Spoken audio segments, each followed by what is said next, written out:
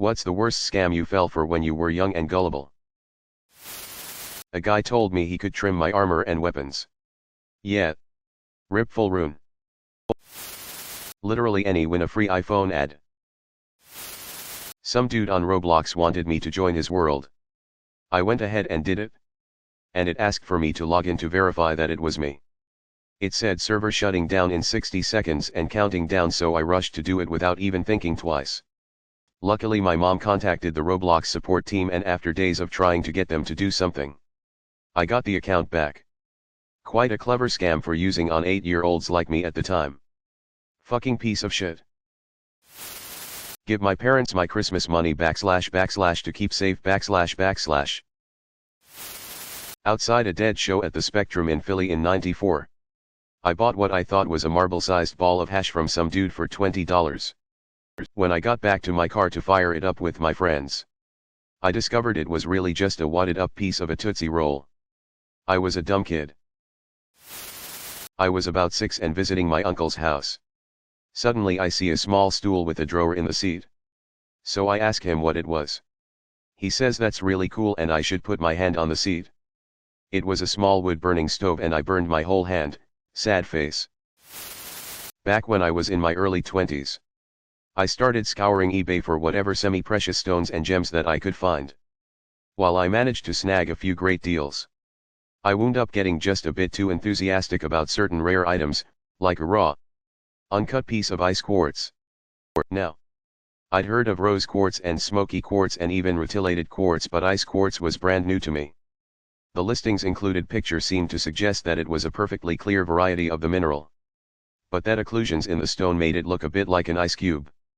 The price was fairly steep, but since it was such a seemingly unique item, I was happy to pay.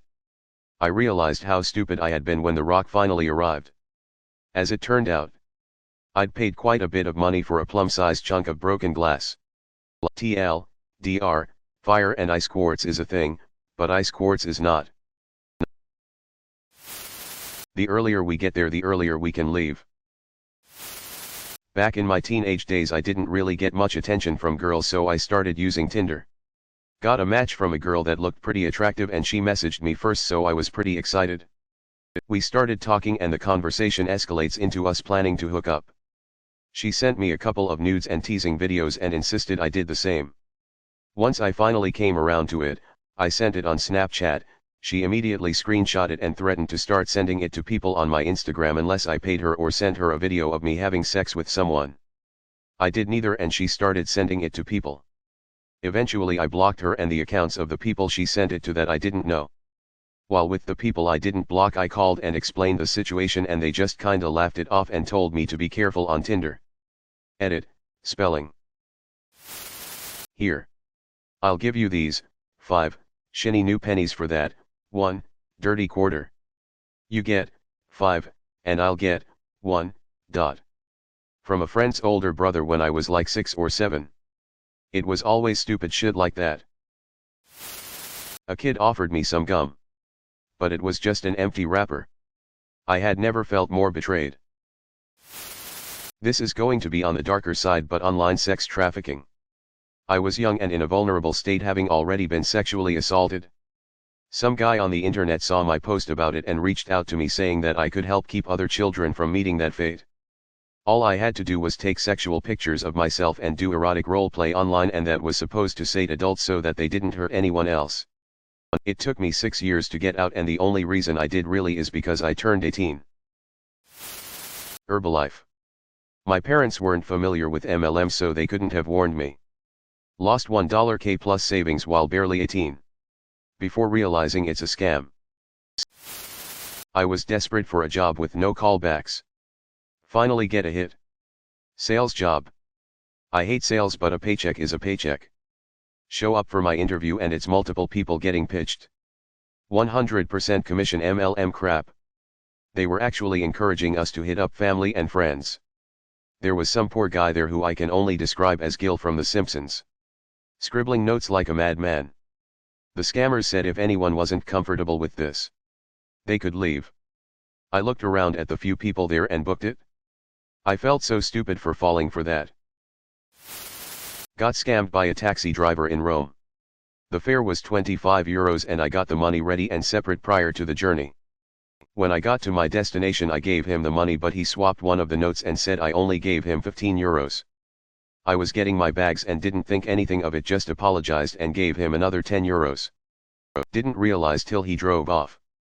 I know it's a small amount of money, but I still kick myself to this day. I was absolutely sold on adulthood. A man in New York City approached me at a parking meter and asked if I had 4 quarters for $1. I handed him 4 quarters, and then he smiled and walked away slowly. I was too bewildered to even be upset. Mom, if you tell me the truth I won't be mad. That a career would make my life fulfilling. I actually went back and forth in emails with a Nigerian prince scammer. But it was more of a Nigerian village girl claiming she needed money to escape a POW camp scammer. Shit was elaborate. I'm glad I wasn't old enough to actually have access to any money. 'Cause she could spin a story. Amway multi-level marketing of products and building a business based on the backs of everyone underneath you. Fantastic pyramid scheme that cost me dearly with several relationships. Any product company that depends on selling to friends and family and getting them into the business to help you is just another pyramid scheme.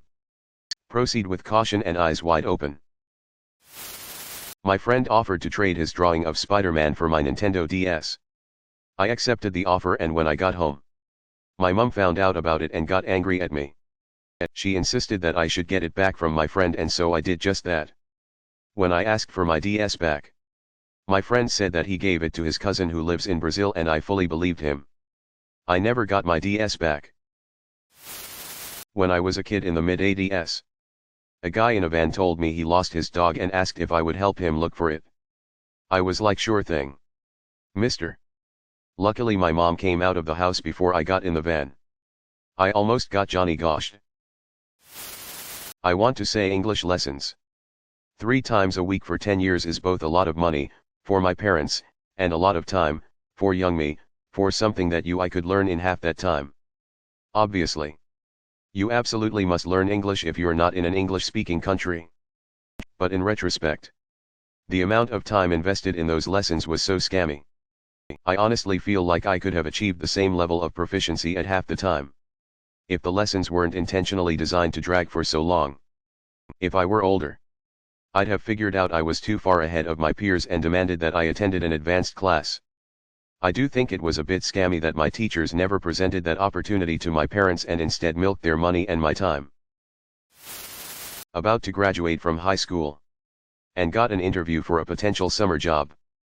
Showed up to find a group of 10 to 15 other high schoolers, and we all sat through their hour-long presentation before they wanted to interview us. It was Vector, trying to rope kids into selling Cutco knives. Thankfully it sounded sketchy to me, 18-year-old female going into strangers' houses, and told them I wasn't interested and walked away. But not before they tried. You were really engaged during the presentation. We think you'd be great on the team.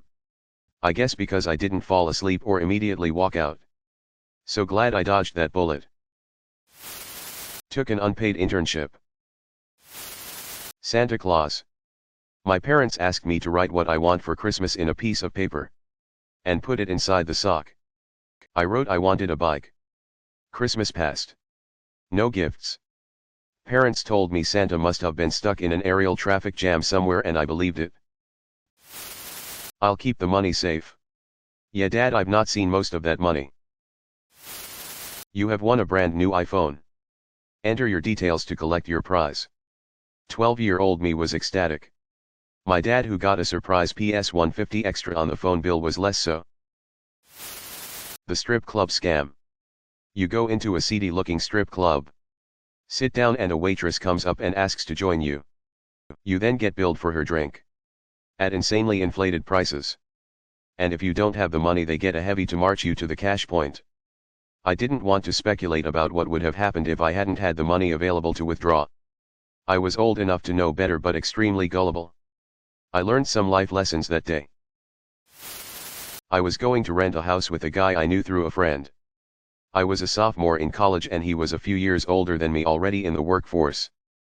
We agreed that we would go 50/50ths on the utilities, but he suggested that I put them all in my name so I could build a credit score. I thought it was a great idea.